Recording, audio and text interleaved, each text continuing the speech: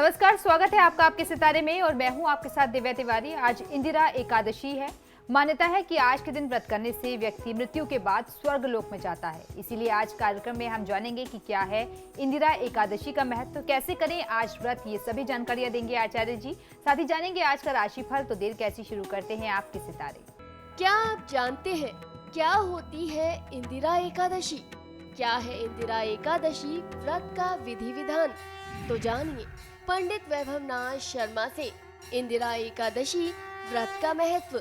आपके सितारे में अब अपनी हर परेशानी का हल प्राप्त कर सकते हैं और अपने सवाल भी पूछ सकते हैं। स्टूडियो में साथ देने के लिए मौजूद हैं विश्वविख्यात ज्योतिषाचार्य और वास्तु शास्त्री पंडित वैभवनाथ शर्मा जी। आचार्य जी, आपका हार्दिक स्वागत है। जी नमस्कार। तो यदि आपके मन में कोई सवाल है तो आप भी हमें कॉल कर सकते हैं। हमारे नंबर्स लगातार आपकी टेलीविजन स्क्रीन पर फ्लैश किए जा रहे हैं। आप हमें हमारे टोल फ्री नंबर पर भी कॉल कर सकते हैं। आप हमसे सीधी बात कर सकते हैं। हमारा टोल फ्री नंबर है 18001026-303। आप इस नंबर पर मुफ्त में कॉल करें। इसके अलावा आप हमें हमारे लैंडलाइन नंबर्स 012046463332 और 012046463327 पर भी कॉल करके हमसे सीधी बात कर सकते हैं। तो चलिए कार्यक्रम की शुरुआत करते हैं और सबसे पहले आचार्य जी से जान लेते हैं आज का पंचांग। जी बिल्कुल, आज का पंचांग इस प्रकार है। विक्रम संवत 2071 मास चल रहा है आश्विन और आश्विन मास के कृष्ण पक्ष की आज एकादशी तिथि है। शुक्रवार का दिन है। नक्षत्र है पुष्य, योग है परिग और करण है बव। और आज जो व्रत पर्व और तिथि है उसे इंदिरा एकादशी के नाम से जानते हैं। बहुत महत्वपूर्ण तिथि है ये एकादशियों में। और आज एकादशी श्राद्ध भी संपादित किया जाएगा। तो आज के महा उपाय में हम जानेंगे कि क्या है इंदिरा एकादशी का महात्म्य, क्या हो आज की तिथि को मनाने का संपूर्ण विधि विधान।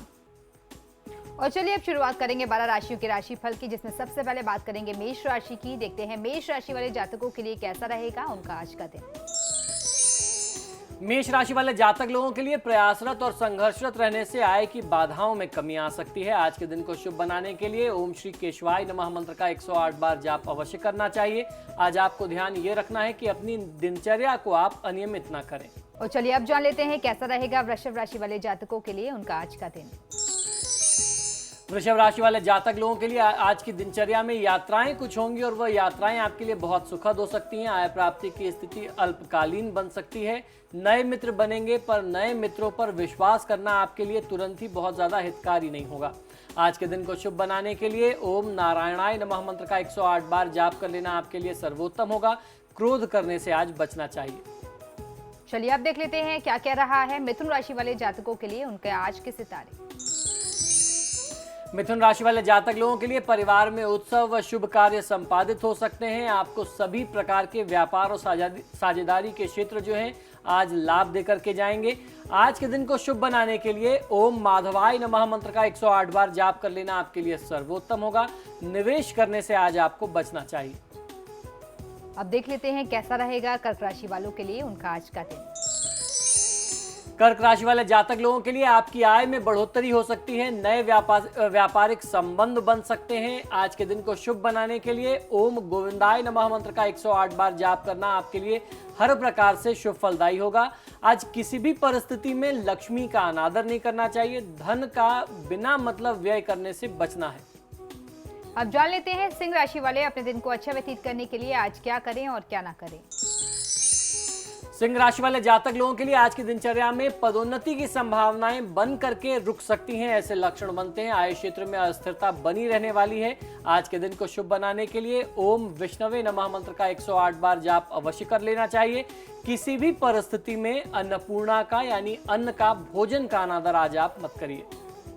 अब देख लेते हैं कन्या राशि वालों के सितारे आज क्या कह रहे हैं और आज के दिन को शुभ बनाने के लिए वो क्या करें और क्या ना करें। कन्या राशि वाले जातक लोगों के लिए आज की दिनचर्या में उच्च सफलता प्राप्ति के लिए अपनी संघर्ष क्षमता को आज आपको बढ़ाना पड़ सकता है। जॉब क्षेत्र की दिक्कतों में वृद्धि के संयोग बनते दिखाई देते हैं। आज के दिन को शुभ बनाने के लिए दिन का भरपूर लाभ लेने के लिए ओम मधुसूदनाय नमः मंत्र का 108 बार जाप करना आपके लिए हितकारी होगा।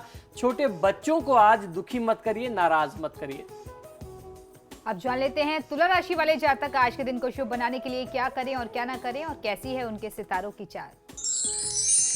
तुला राशि वाले जातक लोगों के लिए सफलता प्राप्त करने के लिए गलत तरीकों का प्रयोग आज आप कर सकते हैं। आपकी बुद्धिक नैतिक नियमों के विपरीत जा सकती है। ऐसी परिस्थिति से आपको निश्चित ही बचना चाहिए।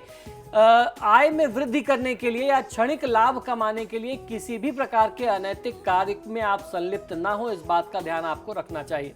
आज के दिन को शुभ बनाने के लिए ओम त्रिविक्रमाय नमः मंत्र का 108 बार जाप कर लेना आपके लिए सर्वोत्तम होगा। देवी देवता, पूजा पाठ, धर्म कर्म इत्यादि का मजाक ना बनाएं, उनका अनादर ना करें। अब देख लेते हैं कैसा रहेगा वृश्चिक राशि वालों के लिए उनका आज का पूरा दिन। वृश्चिक राशि वाले जातक लोगों के लिए स्नेह व नम्रता से काम लेने का प्रयास आज आपको करना चाहिए। अपने सहकर्मियों के साथ, परिजनों के साथ जीवन साथी का सहयोग आपको समय समय पर प्राप्त होता रहेगा, ऐसे लक्षण बनते हैं। आज के दिन को शुभ बनाने के लिए ओम वामनाय नमः मंत्र का 108 बार जाप कर लेना आपके लिए सर्वोत्तम होगा। किसी भी व्यक्ति का या उसकी परिस्थिति का, उसकी वेशभूषा का उपहास करने से, मजाक उड़ाने से आज बचना चाहिए।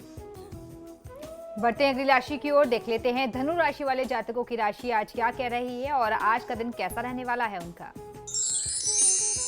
धनु राशि वाले जातक लोगों के लिए पुराने संबंधों के लिए समय अनुकूल नहीं है। मित्रों के साथ घूमने फिरने के अवसर आज आपको प्राप्त हो सकते हैं। आज के दिन को शुभ बनाने के लिए ओम श्रीधराय नमः मंत्र का 108 बार जाप कर लेना आपके लिए सर्वोत्तम होगा। धन व जो आपके पास अपने संसाधन हैं, जो आपके संपर्क हैं, उनका व्यर्थ का दिखावा करने से आज बचना चाहिए। अब देख लेते हैं मकर राशि वालों की राशि आज क्या कह रही है। मकर राशि वाले जातक लोगों के लिए दाम्पत्य जीवन की सुख शांति के पक्ष से भी आज समय आपके अनुकूल रहने वाला है। परिस्थितियां आपके पक्ष में होंगी। व्यापार में आपको बहुत अच्छा लाभ मिल सकता है। आज के दिन को शुभ बनाने के लिए ओम ऋषिकेशाय नमः मंत्र का 108 बार जाप कर लेना आपके लिए सर्वोत्तम होगा। आप अपनी शक्ति का, अपने संपर्क का, बाहुबल का दुरुपयोग न करें, ऐसी आपको सुझाव दिया जाता है। अब जान लेते हैं कुंभ राशि वालों का आज का दिन कैसा रहने वाला है और कैसी है उनके सितारों की चाल। कुंभ राशि वाले जातक लोगों को स्थानांतरण और कार्यक्षेत्र में बदलाव करना आज की दिनचर्या में आपके लिए सरल हो सकता है। पहले ये बहुत कठिन था, आपको बहुत आसानी से सारी चीज़ों में लाभ नहीं मिल रहा था, लेकिन अब परिस्थितियां आपके पक्ष में आने से आपको लाभ मिल सकता है। अधिकारियों से सहयोग की अपेक्षा आज की दिनचर्या में नहीं करनी चाहिए। थोड़ा सा अधिकारी वर्ग आपसे नाराज रह सकता है, उनको आपको थोड़ा मनाना पड़ेगा।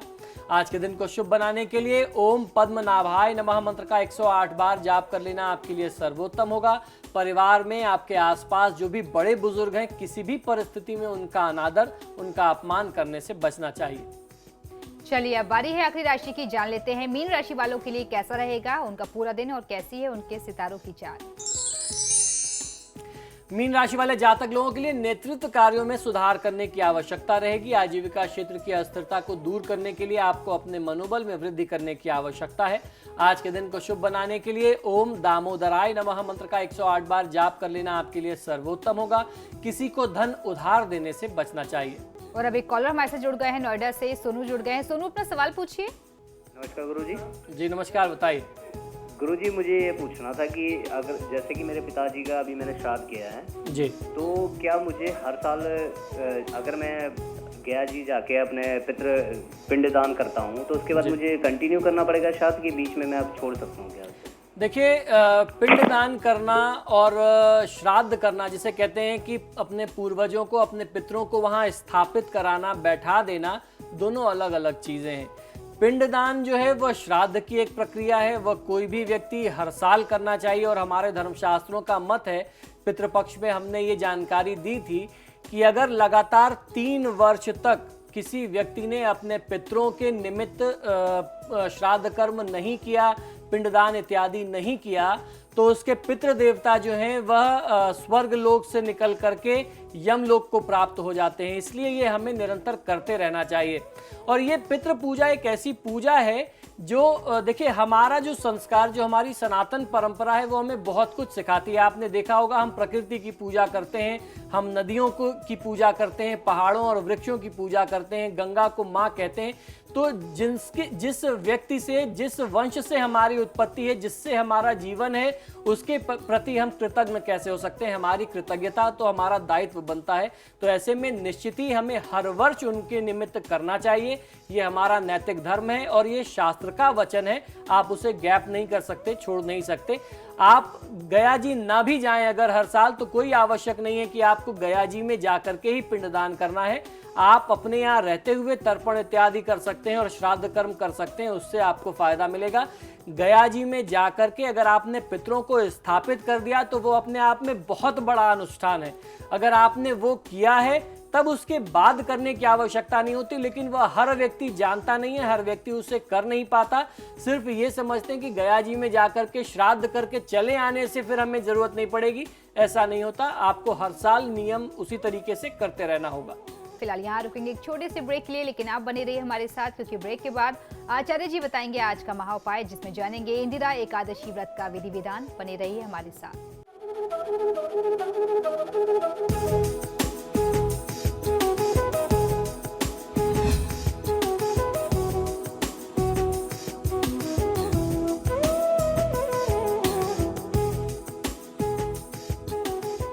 ब्रेक के बाद एक बार फिर से आपका स्वागत है। चलिए अब आचार्य जी से जान लेते हैं आज का महाउपाय।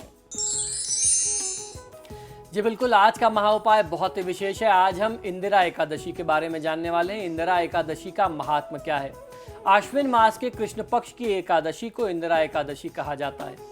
इस एकादशी की तिथि में भगवान श्री विष्णु अर्थात श्री शालिग्राम जी की पूजा करने का विधि विधान हमारे धर्मशास्त्रों में मिलता है। इस एकादशी के व्रत को करने के पीछे ऐसी मान्यता है कि जो भी व्यक्ति, जो भी जातक इस व्रत को करता है, उसके समस्त पाप नष्ट हो जाते हैं। इस व्रत के फलों के विषय में एक मान्यता यह भी प्रसिद्ध है कि इस व्रत को करने से नरक में गए हुए जो पितृ होते हैं, जो भी जातक इस व्रत को करता है, उसके पितृ जो नरकगामी होते हैं, जिनको नरक में स्थान मिलता है, उनका भी जो जीवन है वह वहाँ से उद्धार हो जाता है और वह फिर स्वर्गलोक को प्राप्त करते हैं। इससे जुड़ी एक कथा भी है। इस एकादशी की कथा को सुनने मात्र से ऐसा कहते हैं कि यज्ञ करने के समान फल प्राप्त होता है। तो कौन सी है वो कथा, किस कथा का इतना महात्मा बताया गया और उस कथा को सिर्फ श्रवण करने में से अगर आपको यज्ञ करने का ये लाभ मिलता है, तो मैं समझता हूँ कि इस कथा के लाभ को आपको आज चूकना नहीं चाहिए। ये कथा मैं आपको बताने और सुनाने जा रहा हूँ। तो आइए जानते हैं क्या है इंदिरा एकादशी के व्रत से जुड़ी हुई प्राचीन धार्मिक महात्म्य की बहुत ही विशेष कथा। प्राचीन सतयुग में महिष्मती नाम की नगरी में इंद्रसेन नाम के एक प्रतापी राजा जो थे वह राज किया करते थे। वह पुत्र पौत्र धन धान्य आदि से परिपूर्ण थे और सदैव शत्रुओं का नाश करने वाले थे। यानी उनका जो राजकाज था वो बड़ा संपन्न था। जो प्रजा थी वह बड़ी वहां पे सुख भोग रही थी, इत्मीनान से लोग रहा करते थे। एक समय जबकि राजा अपनी राजसभा में सुखपूर्वक बैठे हुए थे, उसी समय महर्षि नारद जी वहां पर आए। नारद जी को देख करके राजा अपने आसन से उठते हैं, अर्घ इत्यादि से उनकी चरण पूजा करते हैं, उनके पाद आदि धो करके उन्हें आसन पर सत्कार पूर्वक स्थान देते हैं, उन्हें आसन दिया जाता है, बैठाते हैं। नारद जी ने फिर उनसे कहा कि हे राजन, मैं आपकी धर्मपरायणता को देख करके अति प्रसन्न हुआ हूँ। मेरा मन जो है आपके सत्कार से बड़ा प्रफुल्लित है। नारद जी ने राजा को बताया कि एक बार मैं ब्रह्मलोक को छोड़ करके यमलोक की यात्रा पर गया था। उस समय यमराज की सभा के मध्य में मैंने तुम्हारे पिता को वहां पर सभा में बैठे हुए देखा। तुम्हारे पिता जो महान ज्ञानी थे, महादानी थे और धर्मात्मा थे, उन्होंने एकादशी के व्रत को करने का संकल्प लिया था। उन्होंने ये संकल्प लिया था। इस प्रकार के किसी भी व्रत का संकल्प ये होता है कि अगर आप एकादशी का व्रत उठाते हैं तो कम से कम एक साल में जो भी एकादशियां 24 आती हैं, या अगर उसमें मलमास लग रहा हो, अधिक मास लग रहा हो, जिसे पुरुषोत्तम मास कहते हैं, उसमें 2 एकादशियां और बढ़ जाती हैं। तो 24 या 26 जो भी एकादशी पड़ती हो, कम से कम उस व्यक्ति को 1 वर्ष की जो भी एकादशी है उसे पूरा करना चाहिए। इसका नियम यही है, आप बीच में छोड़ नहीं सकते। लेकिन राजा ने क्या किया, उन्होंने बीच में ही अपने एकादशी का व्रत छोड़ दिया। उनसे कोई चूक हो गई, गलती हो गई, उनका वो व्रत जो है खंडित हो गया। उसके कारण उन्हें यमलोक में जाना पड़ा।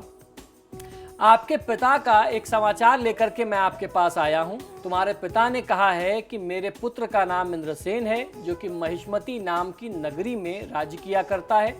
यदि मेरा पुत्र अश्विन मास के कृष्ण पक्ष की एकादशी का व्रत करे, अगर वह मेरा बेटा ऐसा करता है, तो इस व्रत के फल से मुझे प्रेत योनि से मुक्ति मिल जाएगी। मैं नरक लोक से जो है यमलोक से निकल जाऊंगा, मुझे स्वर्ग की प्राप्ति होगी, मुझे मोक्ष की प्राप्ति हो जाएगी।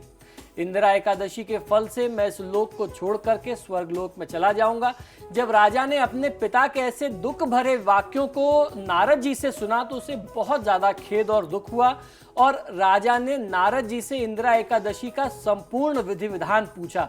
उन्होंने कहा कि आप मुझे संपूर्ण विधि विधान बताइए, किस प्रकार से मैं इस व्रत को कर सकूं जिससे मेरे पूर्वजों को, मेरे पिता को मोक्ष की प्राप्ति हो। तो अब मैं आपको जो विधान बताने जा रहा हूं, ये विधान वही विधान है जो नारद जी ने बताया था।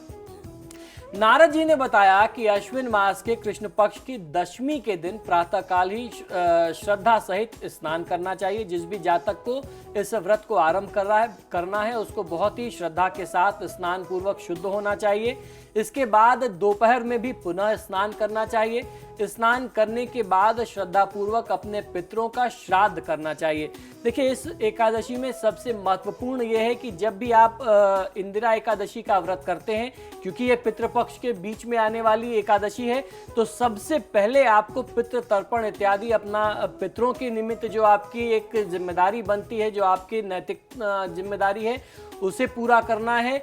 उसको करने के उपरांत, पितृ पूजा के उपरांत आपको अपने पितरों के निमित्त श्राद्ध करना चाहिए। यानी ब्राह्मणों को विधि विधान से बैठा करके आप तुष्ट करें, संतुष्ट करें, भोजन इत्यादि कराएं और उसके अगले दिन एकादशी की तिथि में इंदिरा एकादशी का व्रत आपको फिर उठाना चाहिए, पारण करना चाहिए। एकादशी के दिन उपवासक को शीघ्र उठ जाना चाहिए। उठने के बाद नित्य क्रिया के कार्यों से मुक्त हो जाना चाहिए। तत्पश्चात उसे स्नान करना चाहिए और इसके पश्चात ही श्रद्धा पूर्वक व्रत का संकल्प लेना चाहिए।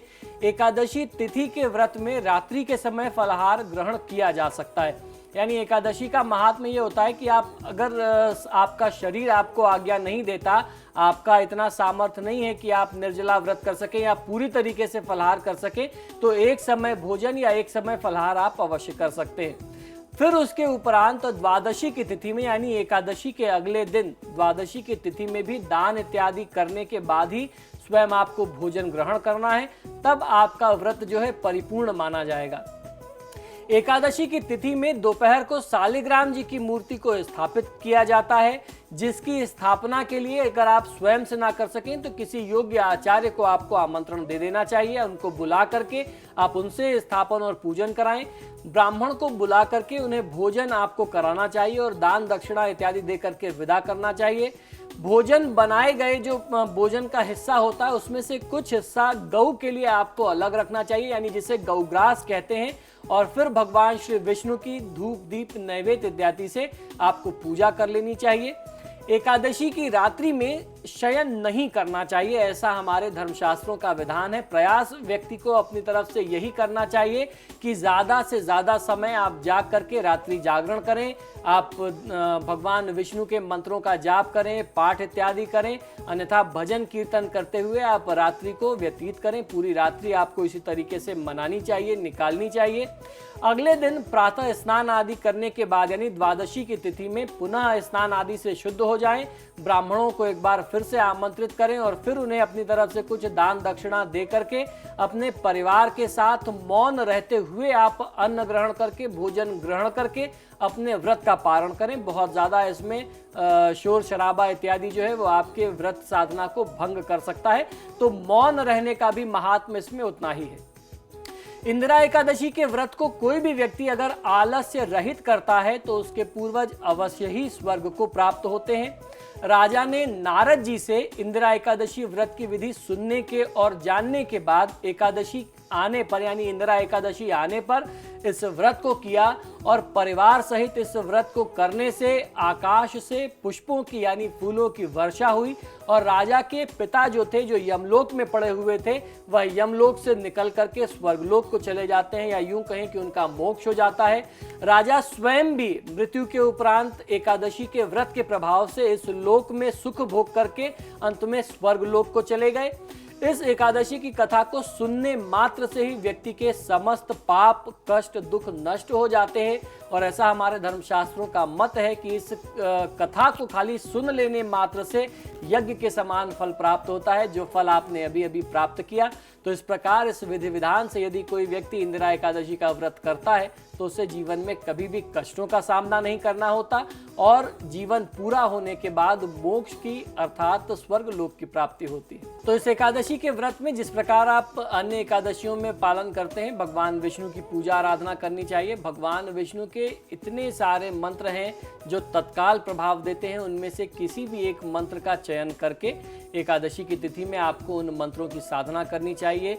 ओम नमो नारायणाय, ओम नमो विष्णु वल्लभाय इत्यादि जो भी इतने सारे मंत्र हैं, श्री कृष्ण गोविंद हरे मुरारे, हे नाथ नारायण वासुदेव, इन मंत्रों का आप उच्चारण करते रहें, जाप करते रहें तो आपको फायदा मिलेगा। साथ ही साथ जो लोग अगर कुछ पाठ कर सकते हो तो उनको विष्णु सहस्त्रनाम, पुरुष सूक्त इत्यादि का पाठ करना चाहिए, इससे भी बहुत अच्छा लाभ मिलता है। और इस एकादशी के व्रत के बारे में ये भी महात्मा माना गया है कि जो निसंतान दंपत्ति होते हैं, खासतौर पर जिनकी कुंडली में अगर पितृदोष बन रहा हो, जिनके परिवार में पितृदोष बन रहा हो, अगर वह इस व्रत को करते हैं, पति पत्नी यानी सपत्निक सपरिवार अगर आप इस व्रत को पूरे विधि विधान के साथ करते हैं तो इस व्रत के प्रभाव से पितृदोषों से तो मुक्ति मिलती ही है। और जब पितृदोषों से मुक्ति मिलती है, आपके पितृ देवता आपके ऊपर प्रसन्न होते हैं, आपको आशीर्वाद देते हैं, तो निश्चित ही आपके परिवार में वंश वृद्धि की स्थिति बनती है, यानी जो संतानहीनता की स्थिति थी वह दोष समाप्त हो जाता है, संतान प्राप्ति की स्थिति पुनः एक बार बनने लगती है। तो इस व्रत में आप जिस भी प्रकार से कर सकते हो, भगवान विष्णु की आपको अपने सामर्थ्य के अनुसार पूजा आराधना अवश्य करनी चाहिए। जो नाना प्रकार के पाठ हैं, मंत्र हैं, उनका आप ज़्यादा से ज़्यादा सेवन करें पूरे दिनचर्या में। खासतौर पर रात्रिकालीन समय में रात्रि पर्यंत अगर आप भगवान विष्णु के नाम का संकीर्तन और जागरण करते हैं तो निश्चित ही आपको लाभ कहीं अधिक मिल सकता है। तो इसी के साथ ही हमारे आज के कार्यक्रम में फिलहाल इतना ही। बहुत बहुत शुक्रिया आपका आचार्य जी स्टूडियो में आने के लिए। नमो नारायण। तो आपके सितारे में फिलहाल इतना ही। वक्त तो चला एक छोटे से ब्रेक का। ब्रेक के उस पार भी खबरों का सिलसिला लगातार जारी है।